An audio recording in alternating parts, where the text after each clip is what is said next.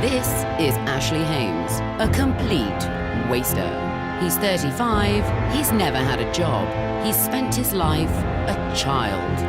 Now though, things have got to change. He's being sent to work in jobs so brutal it'll push him to breaking point. 'Cause for Ashley Hames, it's time to grow up. If you can keep your head when all about you are losing theirs and blaming it on you, if you can trust yourself when all men doubt you, but make allowance for their doubting too, if you can fill the unforgiving minute with 60 seconds worth of distance run, and which is more, you'll be a man, my son.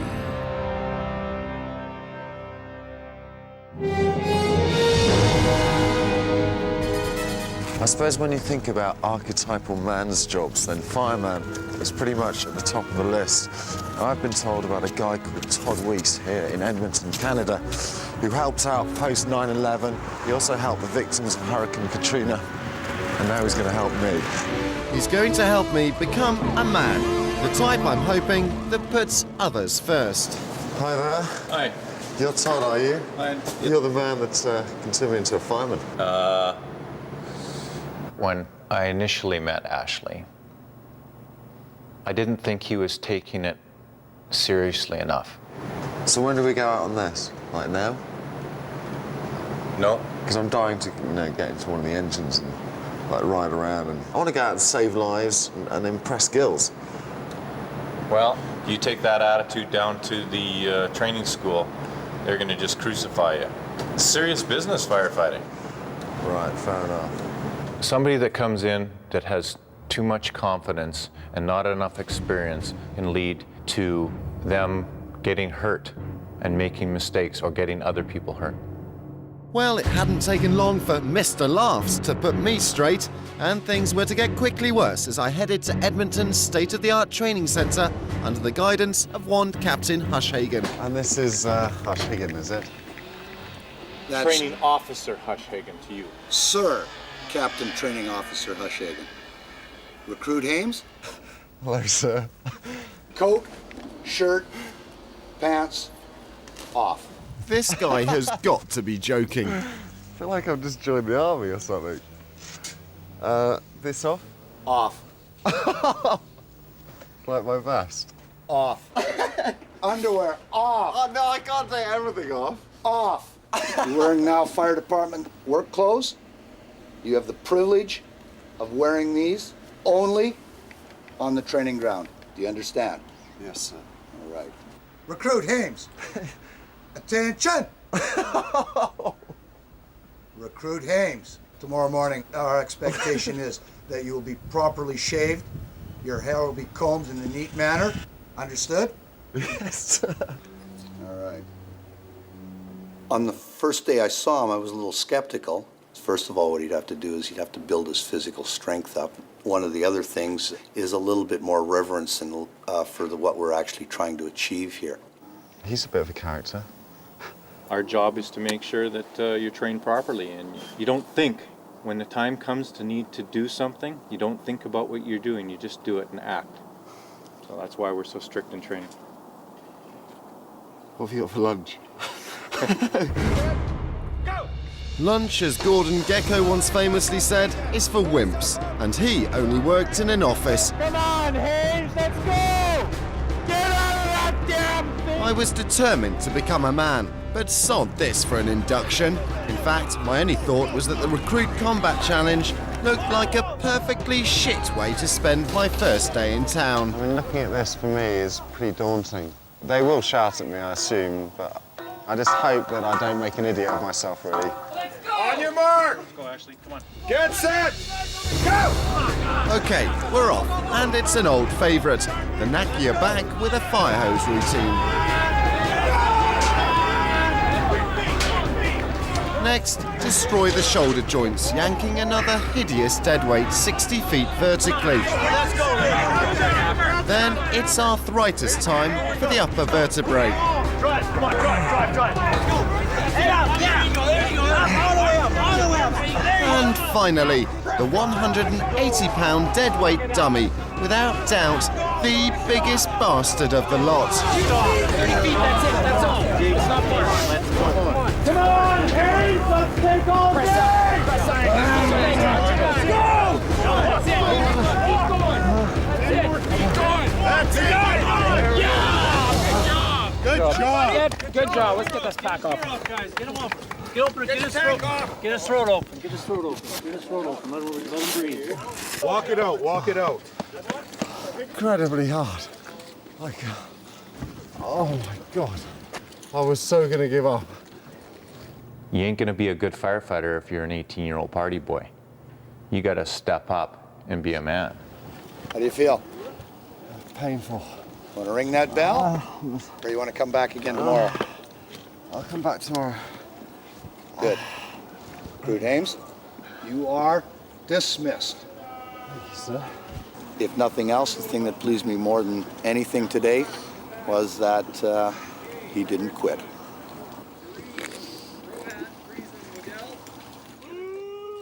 I can't move, my arms are just throbbing. Oh.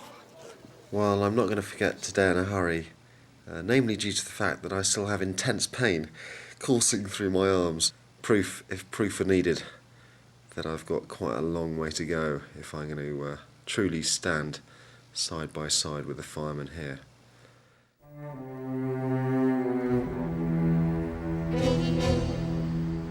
Okay, Recruit Hames, this morning we're going to take you into the Flashover simulator.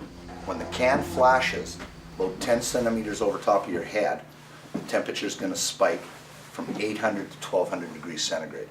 If you stand up, it'll kill you dead as a doornail right there on the spot. Flashovers are the biggest fear of firefighters worldwide. They build up as toxins released from the burning process superheat until their combustion point is reached, and the whole lot literally blows up in your face. What I was about to witness, no civilian had ever seen in the flesh and lived to tell the tale. And to be frank, right now I was shitting bricks. I'm actually extremely nervous at this point. My heart's kind of going a little bit wild.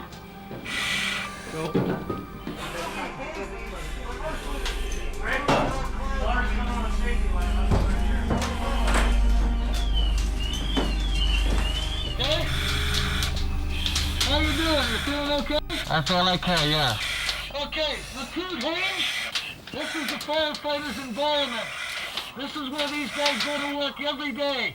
And here she comes. Oh my God. Coming back towards you. Not me. All right? Oh my God, that's amazing. Okay? It's right over top of my head. Okay.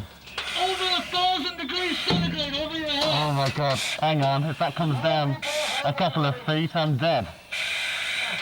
242 degrees it is now, just by my head. Oh my God.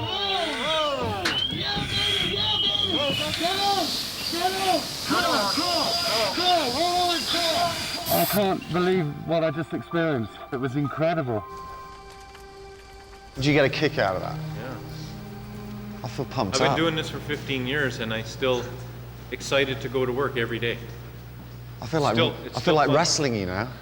I'm pumped up. I'm ready for action. No, mercy.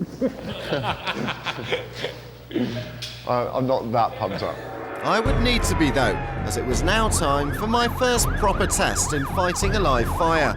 The city of Edmonton has one of only 3 combustible training blocks in North America, and today they've set fire to the basement section, and Muggins here has got to put the bugger out.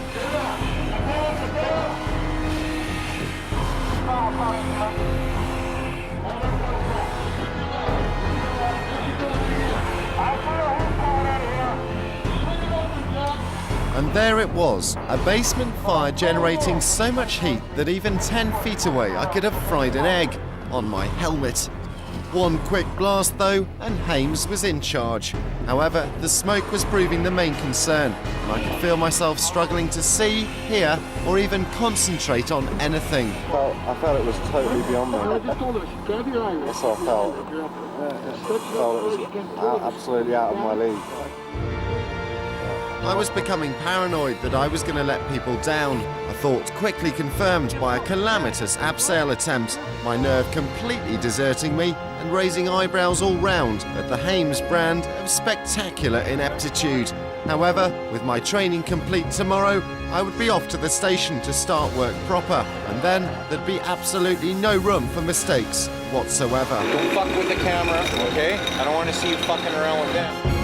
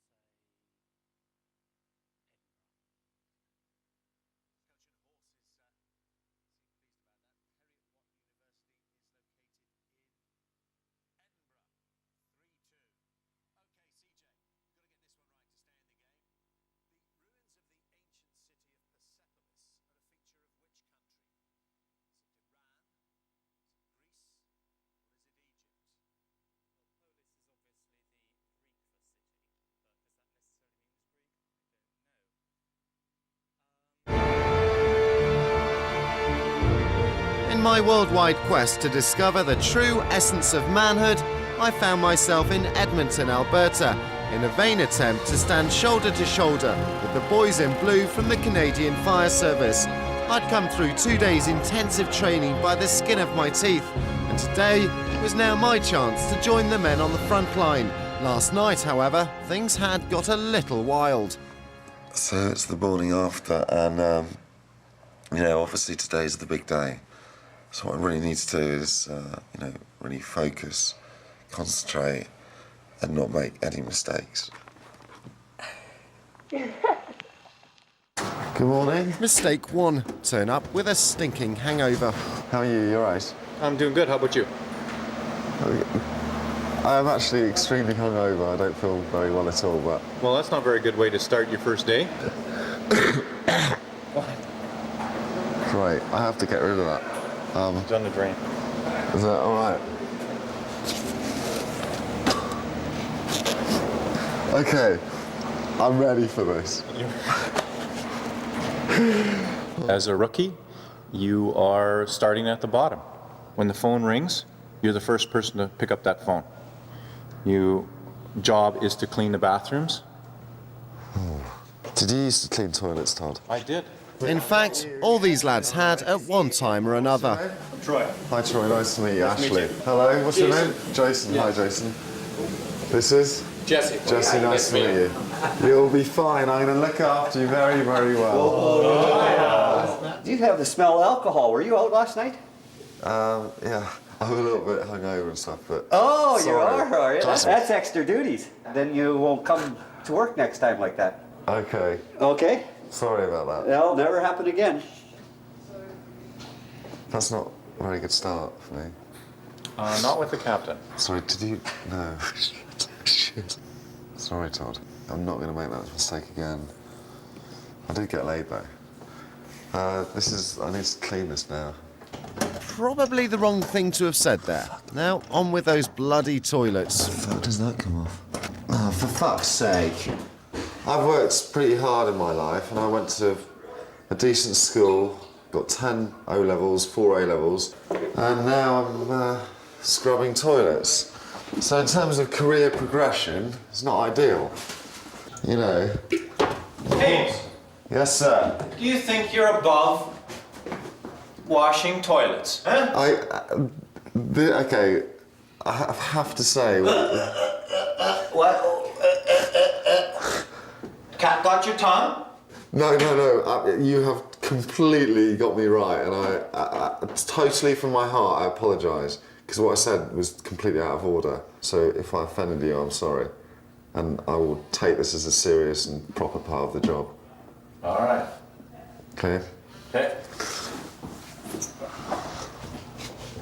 Cleaning toilets, what a load of rubbish. But what he just said really hit home. So I shouldn't mess around. So I'm not going to mess around. I'm going to do it properly. And be grateful for this opportunity to become a firefighter. But I wouldn't have to wait long for the real thing. As the alarm went, we were in business, and I was loving it. It's got a call, so we go. Okay, I want you in a seatbelt, and I want you in a seatbelt. I can't sort of begin to express to you the feeling you get when you get that emergency call and you sit here in this truck and you're speeding down the roads. Let's go for groceries. Okay, it's a false alarm. Right. Confirmed false alarm, so that was your first call. Okay. And now we're gonna go for groceries. We're always on duty. Always.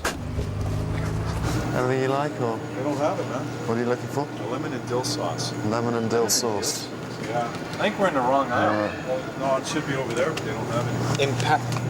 We've got a situation here. We can't find any lemon and dill sauce. Perfect. But with one radio call, our meandering grocery odyssey came to a dramatic halt. We are on our way to a fire. Got everything on? Yes, I Tightened up? Tighten? No, I haven't got this tight. No. Tighten it all up. As soon as Todd got that call, his face just changed. It was really strange, and the sense of urgency in his eyes was like that. Well, we've arrived at the location. Todd seems pretty relaxed about the situation. You can smell smoke in the air and stuff. But he's relaxed. That's made me relaxed. Ventilation's very good, actually. And I saw signs of fire there, but as far as there being like a major fire here, I don't think there is. A little exciting, eh? Yeah, that was. You have fun, and then the call comes in, Yeah, I'm sorry. and you're serious. You're on. Yeah. We got to get back because our ice cream's gonna melt. You know, you gotta get the important things done. And most important in the eyes of my new colleagues was to relentlessly take the piss out of the new boy. They're all looking at me. What the? You're not allowed to get anyone wet as a rookie. That's right. You just take the brunt of everything for the first year. Yeah, absolutely. I'm going to keep my nose clean. I'm not doing anything. This guy here, yeah? Ready? Okay. 2, Yeah. 3.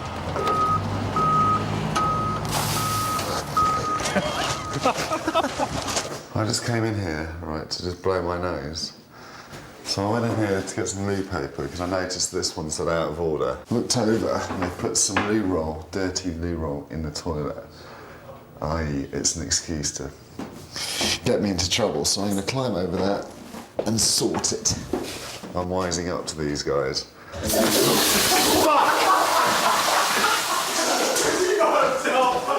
I'd had enough of being bullied and decided it was time to do something about it. Rescue 1 for an FO1 house fire. Is that us? We got a house fire. And as the alarm exploded into life, I knew this was my chance to prove I really was man enough for the job. Fuck!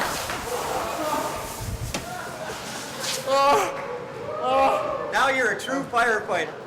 Well, it's now bedtime, and I was just thinking back over the day and what a heap of fun I had. I want to be a fireman. I am just loving it that much. The next morning, I was invited to play with the boys as goalie in their ice hockey team, giving them yet another opportunity to perform their ritual humiliations upon me. That was a little bit unfair, ganging up on me. Hey, well played, well played. The attacks on me are relentless. Although the horseplay is excessive, for Jesse, Todd and all the Station 1 boys, it serves a very distinct purpose. Firstly, it forces any newcomers to quickly become part of the station family. And as I was to find out that night in one of my darker moments with Todd, it's essential in coping with the grimmer realities of life on the force. That's one of the negative aspects of the job, being a firefighter. You see so many terrible things that just about every day I'm reminded somehow of something that I've done or seen as a firefighter. Does the fact that you guys all go through really difficult, traumatic experiences, does that make you bond closer together as well? Yes, and it makes you close to even the firefighters you've never met. Firefighters in Great Britain. Right. You have something in common, right? You know what each other has gone through and each other has seen. It's really strange talking to Todd earlier about, how his work has affected his life in terms of, his traumatic experiences, and he's obviously seen dead bodies. He must have seen charred remains and things like that, and that's something I would find really, really difficult to get my head around. And as the alarm went for a warehouse fire in the downtown area, I found myself hoping it was something that I would never have to confront myself. What I did find myself facing rather quickly, though, was a right royal bollocking from Todd. Don't fuck with the camera, okay? I don't want to see you fucking around with them and talking to them when you should be concentrating on what you're doing, okay? And that was getting your mask on and getting in that fire, okay? All right, let's go. At this late stage, I guess I deserved that. It's really horrible, Whether they were here or where, I don't know, but they're going to come back to a nasty situation here. That's fairly typical of what you see, Tom. It's a normal here. We're an aggressive department. We can get it out usually before it even spreads to the other parts of the house. I mean, it's pretty horrible in here, but there doesn't appear to be any immediate danger. It was an odd experience being so close to such destruction. Exhilarating, yes, but a true reminder of the hazards faced by these boys every single day. But I suppose what for me about that experience kind of hit home was how real it all is. There were no injuries and it was, not a major incident, but, fire's real and we saw it there firsthand. Done something good today. You did pretty good. My week here had drawn to a close all too quickly, but like the littlest hobo, it was time to move on. Even so, I was gutted. It has been one of the best times of my life. I mean that absolutely from the heart. It's been brilliant. It's been an incredible experience. Todd, thank you very much. You're welcome. Stay safe. I'm going to shoot off that way before I burst into tears. But see you all soon, and thank you very much. Captain Hushhagen, however, had told me to come back and see him in the morning, as he had a little surprise lined up for me himself. Big moment, okay? Be proud of what you've done. Turns out old Hushhagen is just a big softie after all. Good afternoon, class. This afternoon, we're going to have a little ceremony here and congratulate Mr. Hames. Mr. Hames. Front and center. Very good. Mr. Hames, we'd like to congratulate you and thank you for your contributions to the Edmonton Fire Department and name you as an honorary member of the EFD. Congratulations. Thank you very much, sir. Thank you, sir. Thank you. And then a moment I will never forget, as my team from Station 1 marched in, dressed to the nines, and leaving this man, for once, utterly speechless. Todd, I can't thank you enough. Thank you. It's a true honour, and I owe it all to you. Thanks. It's been an amazing experience. They stand for hours in the freezing night and fight the storms of fire to save our hopes and dreams. They stand for strength and courage, for kindness and compassion. They stand for joy and laughter. And now today they stand row on row of navy blue,